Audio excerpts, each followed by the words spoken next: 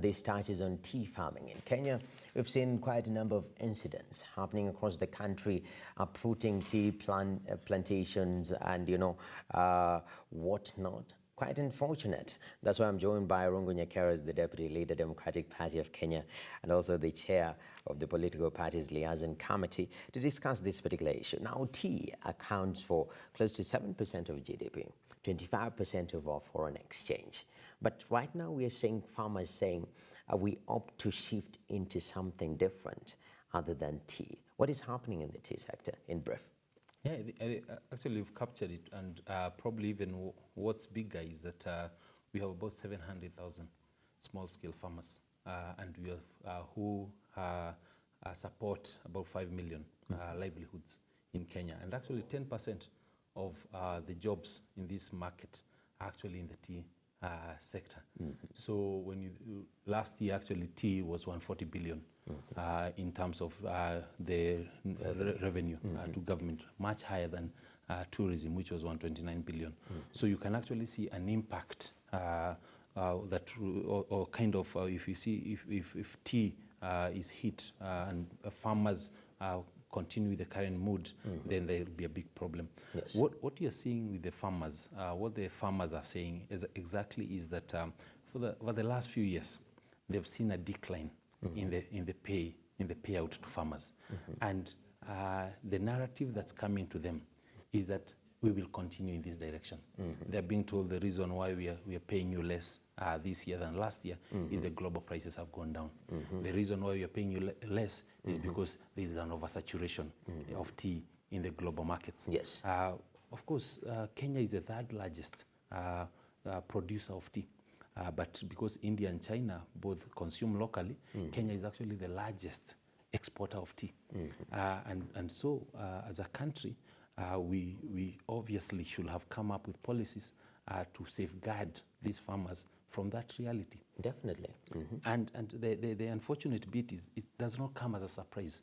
We've had task force teams that have been created by the presidents in the 2006 and 2016.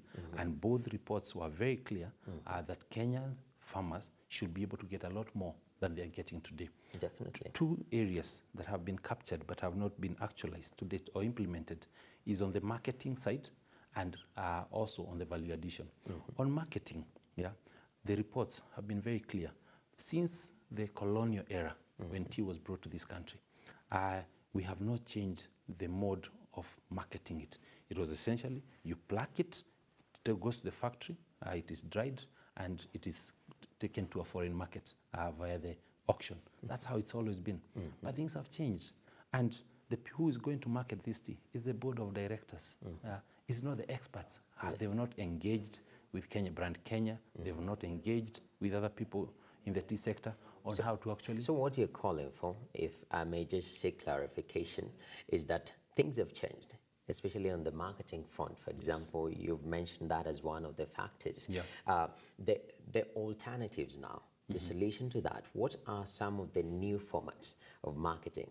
And maybe even you can cite examples from those who are selling tea from different areas globally, who are tea exporters. What are some of these, areas that they have exploited market-wise to make sure that he is, earning revenues in a good way? What you need to do on the marketing side, there are two things first, of course. First is to diversify the markets and be very clear on how the auction is operating.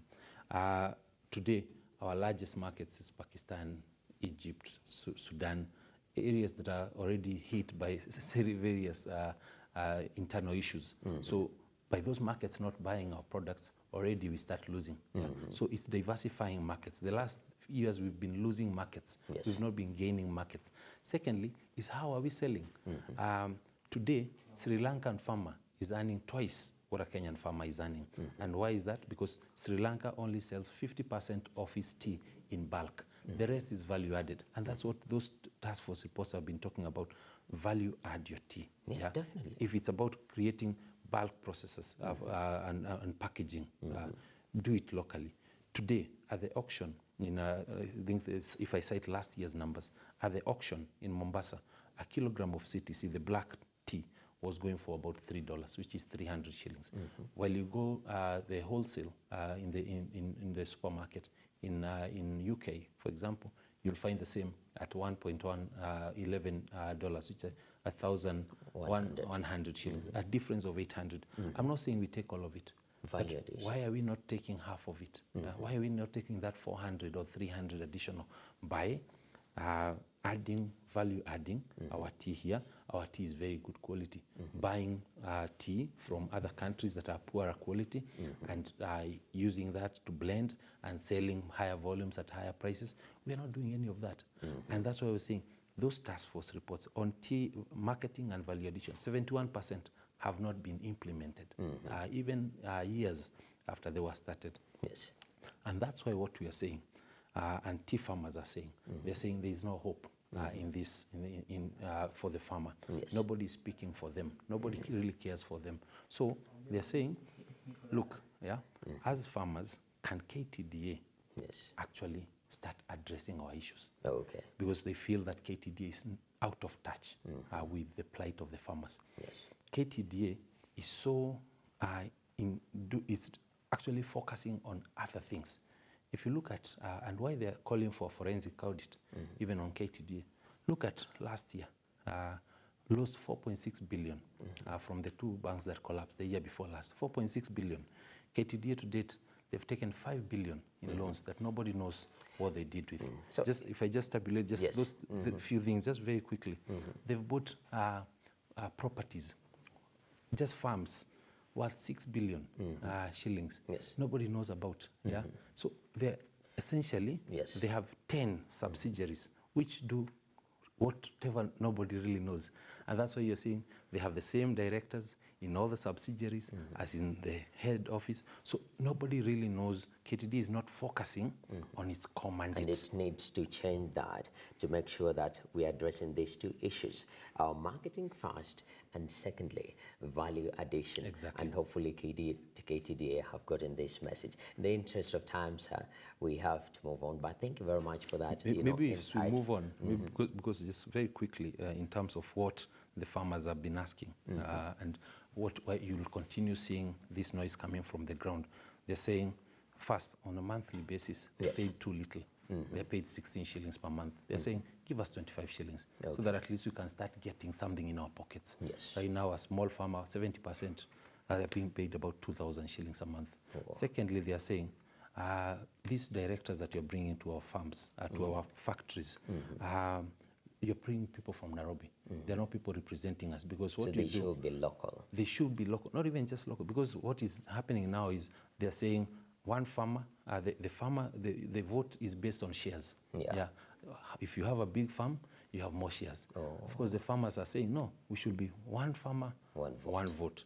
And finally, it's really about the KTD itself. We have those task force reports. They have been done. FAO did a report. That should be done. They've already been done. Those should be actualized. Definitely. If they're not able to actualize it, then it means that the leadership has taken too long, and then they should really see, should they stay or should they actually change? So that's really what farmers are asking for. They're saying farming has become slavery, and we need to change that narrative. Definitely, and hopefully we shall change that narrative. Thank you very much, sir, for clarifying that particular issue and also giving a voice to the farmers on their perspective.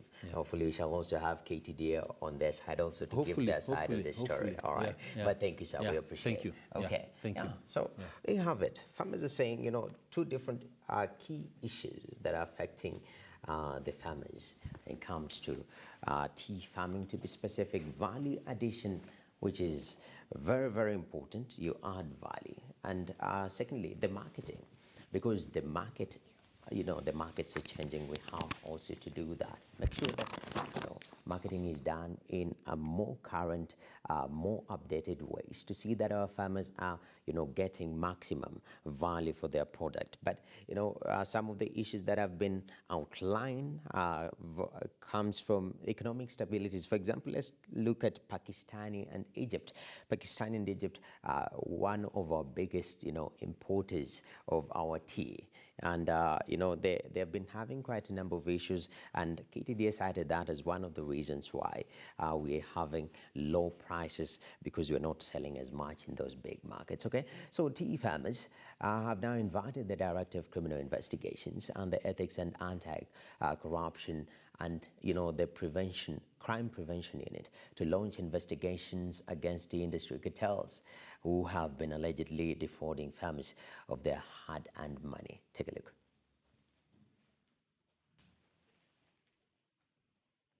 Prices proposed for tea bonuses the year 2019.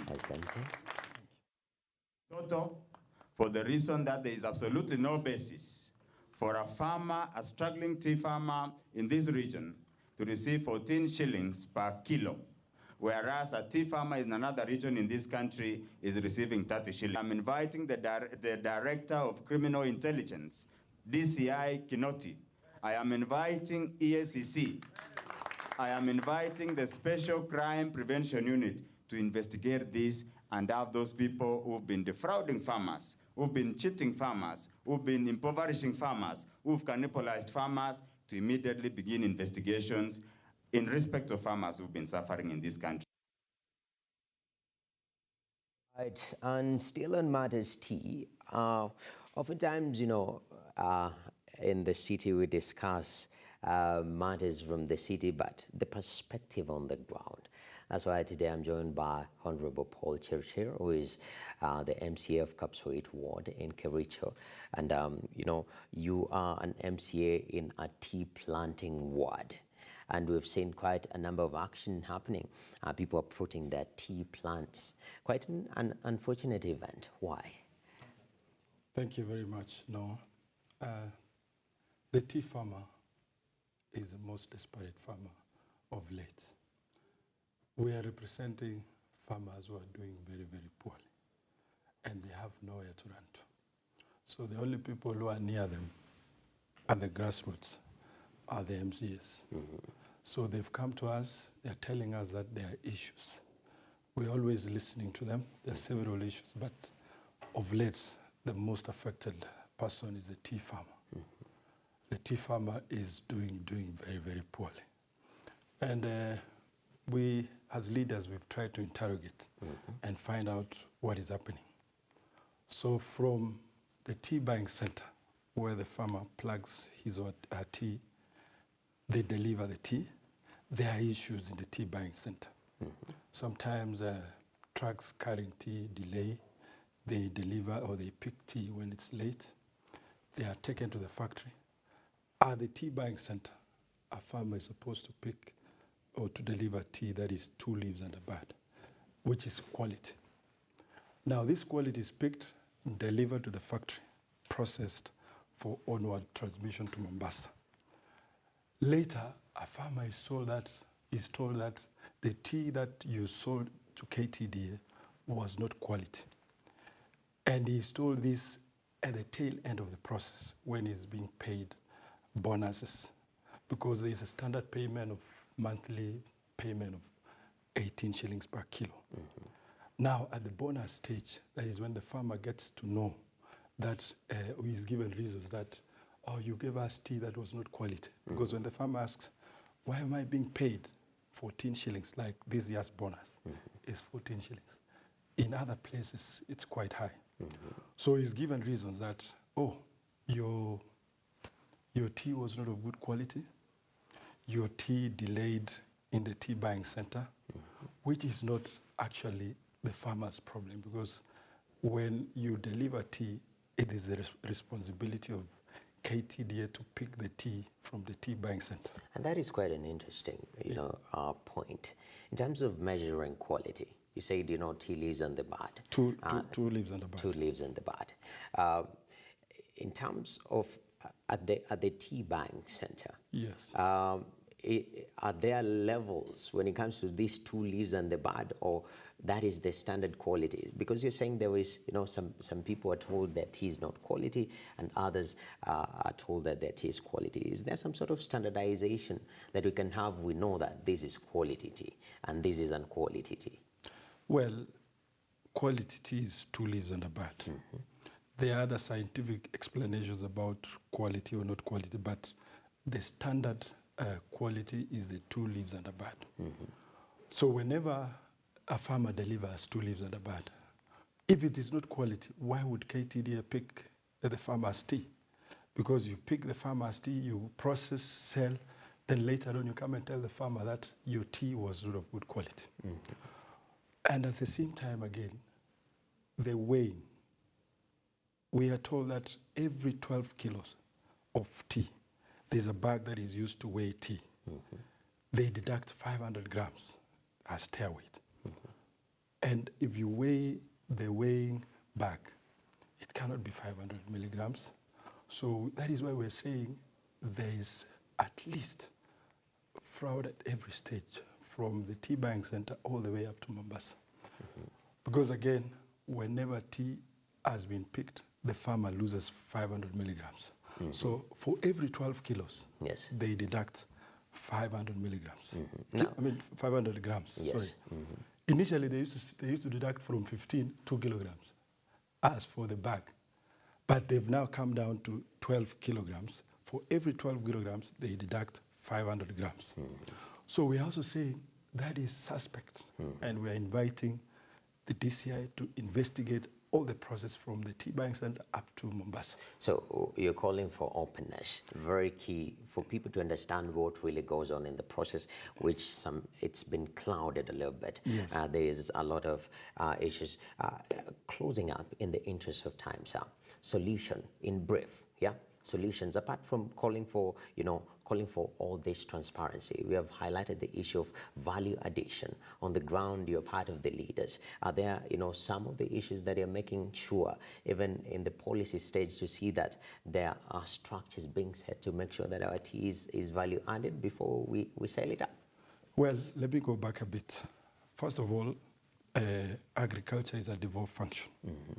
KTDA needs to reconfigure their structures to be able to conform with the current constitution, where agriculture is devolved. So KTDA is operating the old way, like it's in the whole constitution. So we're telling KTDA to restructure the regional zones. We don't need them. Remove them. Have structures that can have at least structures which can allow like devolution. You don't need also zones. Some zones are not needed. So all we are saying, there are issues, that very, very serious issues that need to be looked at in KTDA.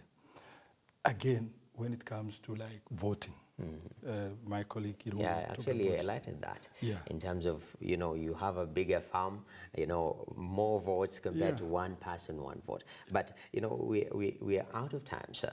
I'm glad you're able to highlight that particular issue on the ground. Some of those doubting moments and those loopholes that farmers on the ground are feeling that needs to be addressed. And hopefully these concerns are being taken into consideration to make sure that, at the end of the day, be it this month, timelines given, that they'll be able to address and bring everything to the open. We appreciate, sir. Thank you for your very time. much. All right.